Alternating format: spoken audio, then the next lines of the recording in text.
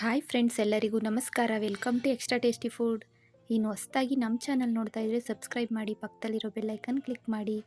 ನಮ್ಮ ಹೊಸ recipe notification ಮೊದಲು ಸಿಗುತ್ತೆ. ಇವತ್ತಿನ ದಿನದ ರೆಸಿಪಿ ರಸಮ್. ತುಂಬ ಕ್ವಿಕ್ಕಾಗಿ ಈಸಿಯಾಗಿ ಈ ರಸಮ್ನ ಮಾಡ್ಕೋಬೋದು. ತುಂಬ ರುಚಿಯಾಗಿರುತ್ತೆ, ಯಮ್ಮಿಯಾಗಿರುತ್ತೆ. ಬಿಸಿ ಬಿಸಿ ಅನ್ನದ ಜೊತೆ ಅಂತೂ ಗುಡ್ ಕಾಂಬಿನೇಷನ್ ಅಂತಲೇ ಹೇಳ್ಬೋದು. ಬನ್ನಿ ಯಾವ ಥರ ಮಾಡ್ಕೊಳ್ಳೋದು ಅಂತ ತಿಳಿಸ್ಕೊಡ್ತೀನಿ. ಮೊದಲು ಒಂದು ಮಿಕ್ಸರ್ ಜಾರ್ಗೆ ಒಂದು ಅರ್ಧ ಕಪ್ಪಷ್ಟು ಸಾಂಬಾರು ಬೇಳೆನ ಸೇರಿಸ್ತಾ ಇದ್ದೀನಿ. 2ರಿಂದ 3 ಸ್ಪೂನಷ್ಟು ಮೆಣಸನ್ನ ಸೇರಿಸ್ತಾ ಇದ್ದೀನಿ.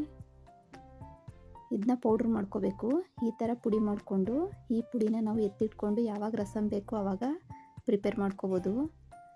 ನೋಡಿ, ಈ ಥರ ತರಿ ತರಿಯಾಗಿ ಪುಡಿ ಮಾಡ್ಕೊಳ್ಳಿ. ನಂತರ ಒಂದು ಕುಕ್ಕರ್ನ ಬಿಸಿಗಿಟ್ಟು ಅದಕ್ಕೆ ಒಂದು 2 ಸ್ಪೂನಷ್ಟು ಎಣ್ಣೆನ ಸೇರಿಸ್ತಾ ಇದ್ದೀನಿ. 1 ಸ್ಪೂನಷ್ಟು ಸಾಸಿವೆ, ಹಿಂಗು,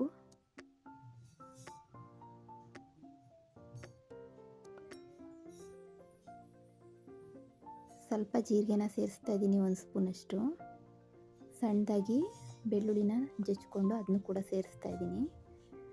3 ಒಣಮೆಣಸಿನ್ಕಾಯಿನ ಸೇರಿಸ್ತಾ ಇದ್ದೀನಿ. ಸ್ವಲ್ಪ ಕರಿಬೇವು. ಇದೆಲ್ಲ ಸ್ವಲ್ಪ ಫ್ರೈ ಆಗಬೇಕು. ಸ್ವಲ್ಪ ಕಲರ್ ಚೇಂಜ್ ಆದಮೇಲೆ 1 ಟೊಮೊಟೊನ ಉದ್ದುದ್ದಾಗಿ ಕಟ್ ಮಾಡ್ಕೊಂಡಿದ್ದೆ, ಅದು ಕೂಡ ಸೇರಿಸ್ತಾ ಇದ್ದೀನಿ.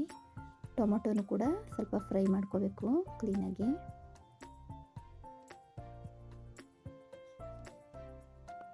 ನೋಡಿ, ಇದಾಗಿದೆ. ಈಗ ನಾವು ಪುಡಿ ಮಾಡ್ಕೊಂಡಿದ್ವಲ್ಲ ಆ ಪುಡಿನ ಸೇರಿಸ್ತಾ ಇದ್ದೀನಿ. ನೀವು ಕಡಿಮೆ ಜನ ಇದ್ದರೆ ಸ್ವಲ್ಪ ಪುಡಿನ ಸೇರಿಸ್ಕೋಬೋದು. ನಿಮಗೆ ರಸಮ್ ಯಾವಾಗ ಬೇಕು ಆವಾಗ ಈ ಥರ ರಸಮ್ನ ಮಾಡ್ಕೋಬೋದು.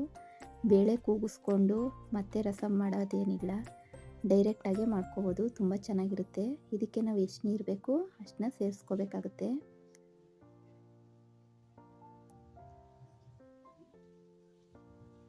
ನೋಡಿ, 1 ರೌಂಡು ಮಿಕ್ಸ್ ಮಾಡ್ಕೋತಾ ಇದ್ದೀನಿ. ತುಂಬ ಸುಲಭವಾಗಿ ಬೇಗ ಮಾಡ್ಕೋಬೋದು. ನೋಡಿ, ಹುಣಸೆಹಣ್ಣು ರಸ ಸೇರಿಸ್ತಾ ಇದ್ದೀನಿ.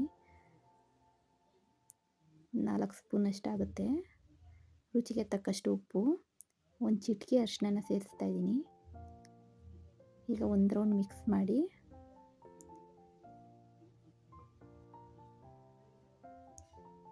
ಸ್ವಲ್ಪ ಅದು ಕುದಿ ಬರಬೇಕು.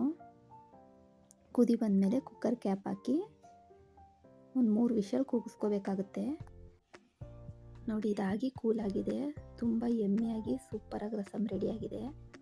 ಕ್ವಿಕ್ಕಾಗಿ ಮಾಡ್ಕೋಬೋದು. ಬೇಳೆ ಒಂದು ಸಲ ಬೇಯಿಸ್ಕೊಂಡು ರಸಮ್ ಒಂದು ಸಲ ಮಾಡ್ಕೊಳ್ಳೋ ಗೋಜೆ ಇಲ್ಲ, ಬೇಗ ಮಾಡ್ಕೋಬೋದು. ಈ ಬೇಸಿಗೆಗಂತೂ ಈ ಥರ ತಿಳಿ ಸಾರು ರಸಮ್ಗಳಂದರೆ ಎಲ್ಲರಿಗೂ ಇಷ್ಟ ಆಗುತ್ತೆ. ಒಂದು ಸಲ ಟ್ರೈ ಮಾಡಿ ನೋಡಿ.